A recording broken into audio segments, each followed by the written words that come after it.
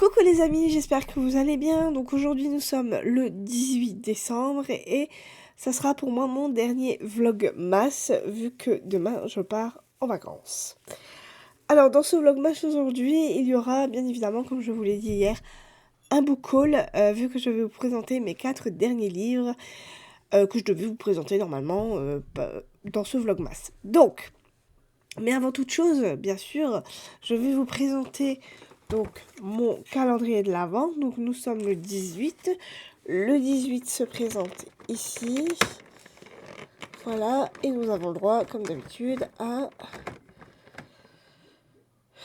C'est du, je sais plus, du rhum. Voilà, une bonne bouteille de rhum. Et non, je vais pas la poser là, on va se casser la figure. Voilà. Donc c'est du rhum. Voilà, c'est du Saint James. Voilà. Hop. Alors comme vous le voyez, mon rhume ça va un petit peu beaucoup mieux. Hein, franchement, voilà, je suis encore un peu le nez bouché, mais bon.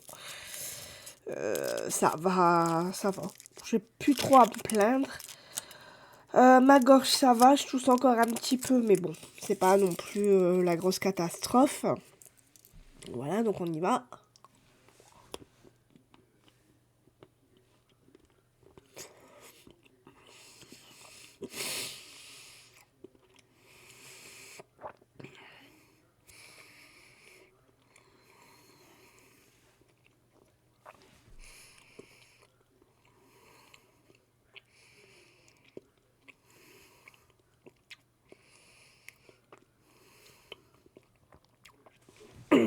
Voilà. Donc, comme je vous l'ai dit, aujourd'hui c'est un bouquin, j'ai encore 4 livres à vous présenter. Donc je vous présente en premier Veillez sur elle de Jean-Baptiste Andréa aux éditions L'Iconoclaste roman. Donc c'est un livre que j'ai vu passer chez ma copine Séverine de la chaîne La Bibliothèque Rose. Voilà, alors c'est un livre qu'elle a lu, qu'elle a plutôt bien aimé. Et donc du coup, quand je l'ai vu, j'ai dit, bah, je vais le prendre, on verra bien si je vais aimer. Il a été lu par beaucoup de monde, donc je verrai bien ce que ça donne. Alors, on est avec Mimo, qui a tiré apparemment les mauvaises cartes. Il est né pauvre, et il est confié en apprentissage à un sculpteur de pierre. Qui est pas très sympa. Et apparemment, donc Mimo a des mains, du génie entre les mains. Voilà, donc il fait de très belles choses en pierre.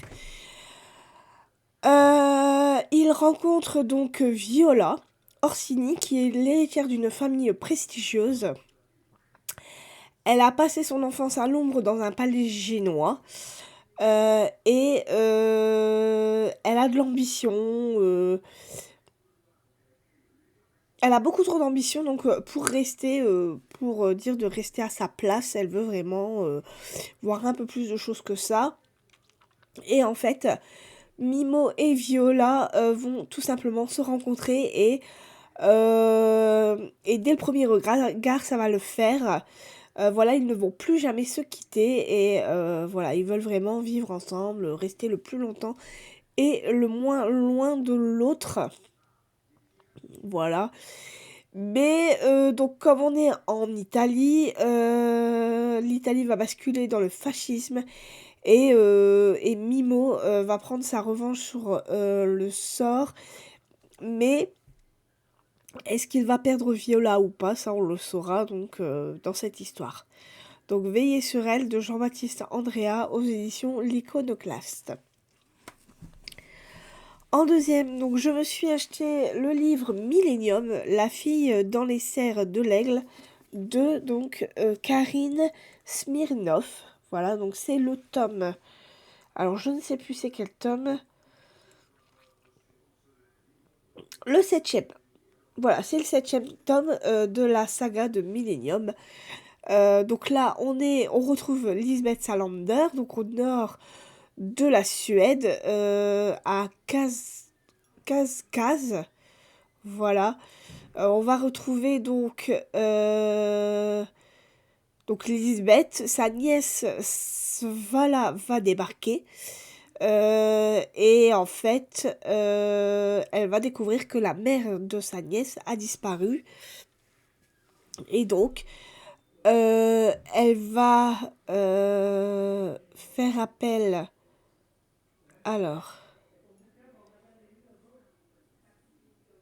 alors attendez, parce que je suis en train de lire parce que là j'ai pas du tout. Alors, de sa fille, pourquoi ça? Enfin bref, il se passe des drôles de choses et en fait, oui voilà, elle va voir Michael Blomqvist et en fait, à deux, donc ils vont être pris dans la tourmente. Il va se passer plein de choses. Voilà, et donc on verra bien ce qui va se passer. Voilà. Je peux pas vous en dire plus parce que je ne sais pas ce qui va se passer dans ce livre. Je vous en dirai plus quand je l'aurai lu. Donc La fille dans les serres de l'aigle, donc Millennium, le tome 7, de Karine Smirnov. Voilà. En troisième livre, j'ai l'intention aussi de lire Gothicana de Runix aux éditions donc H. Donc c'est une romantaisie. Donc on est avec Corvina qui va à l'université de Verenmore. Donc c'est une université assez gothique. Elle a des tours gothiques qui se dressent, qui traversent un brouillard. Elle trouve cet établissement très secret. Il y a une forêt qui lui est interdite, mais elle aime bien s'aventurer dedans, elle aime bien y aller seule. Elle entend des voix aussi, des voix qui sont très très étranges depuis qu'elle est arrivée dans cette fameuse université. Et il se passe vraiment des choses effroyables dans cette université et ça a hanté les couloirs de l'école. Par contre, il y a son professeur de littérature, Van Deverel, qui la regarde d'une façon très étrange et qui la met dans un état assez... voilà, elle aimerait bien qu'il la touche, tout ça. Mais elle a un pressentiment, elle pense qu'il y a vraiment des secrets très macabres qui sont à Verenmore et du coup elle va vouloir en savoir plus. Donc voilà, alors je ne sais pas si ça va me plaire, ce roman est assez spécial, mais bon, il n'a pas eu un succès retentissant, mais je verrai bien en le lisant ce que ça donne. Voilà.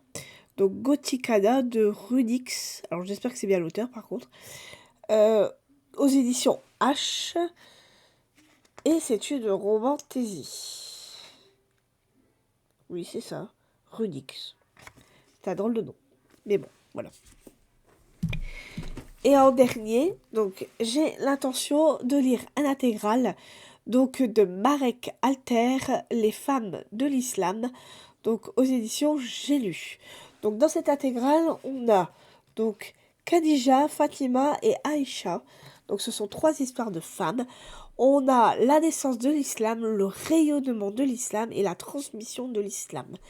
Donc dans la naissance de l'islam, on va suivre Khadija, qui est une femme, qui est la première épouse du prophète.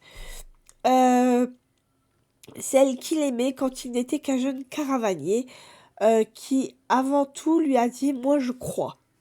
Après, dans le rayonnement de l'histoire, on est avec donc Fatima, qui est la fille de Khadija et du prophète, et qui est la compagne de Muhammad et qui va l'accompagner dans la longue marche vers Yatrib. Voilà. Et voilà, et donc il va se passer plein de choses. Il va aussi avoir la naissance de leur premier fils.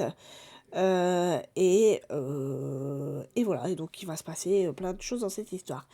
Et enfin, nous allons être avec la transmission de l'islam, donc avec la dernière épouse du prophète, donc Aïcha. donc qui va, elle, prendre la plume pour diffuser sa parole et pour essayer de raconter justement cette histoire. Donc, elle va témoigner des conflits qui ensanglantent encore aujourd'hui le monde musulman. Et c'est elle qui a dit «Je me souviens». Voilà. Donc, Marek Alter, moi j'avais lu la Juive de Shanghai, que j'avais beaucoup aimé. J'avais beaucoup aimé la plume de Marek Alter, et du coup, quand j'ai vu qu'il sortait celui-là, je ne connaissais pas, donc je me suis dit, ben, je vais me lancer dans cette intégrale. Donc, il fait un peu plus de 1000 pages. Alors, attendez.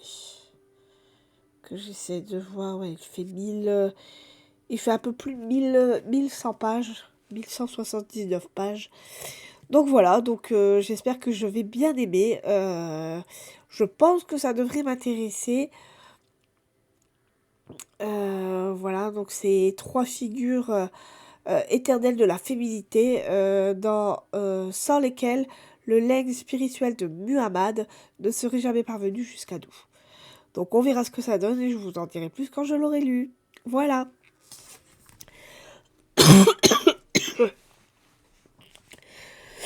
Donc voilà pour mes 4 livres.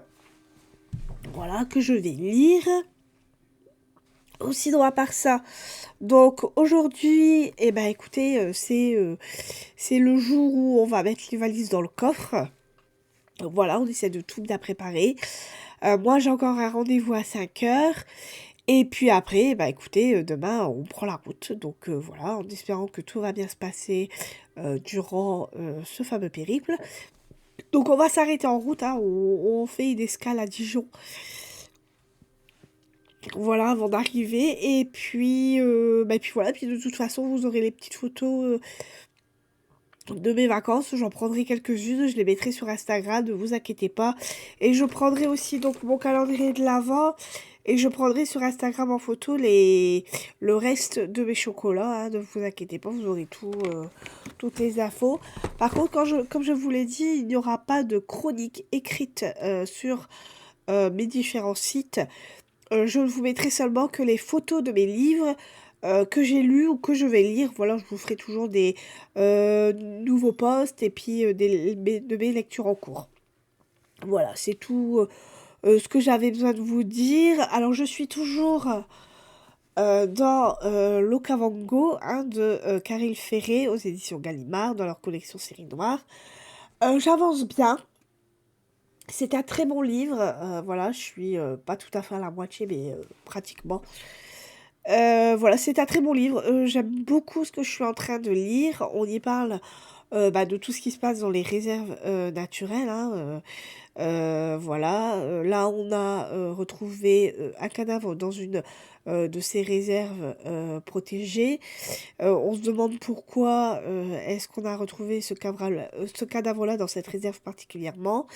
Il y a aussi des cadavres d'animaux qui sont retrouvés et apparemment ils auraient été empoisonnés. Donc on cherche vraiment à accuser donc le propriétaire de cette réserve qui s'appelle John Latham, si je ne me trompe pas. Tac, tac, tac, tac,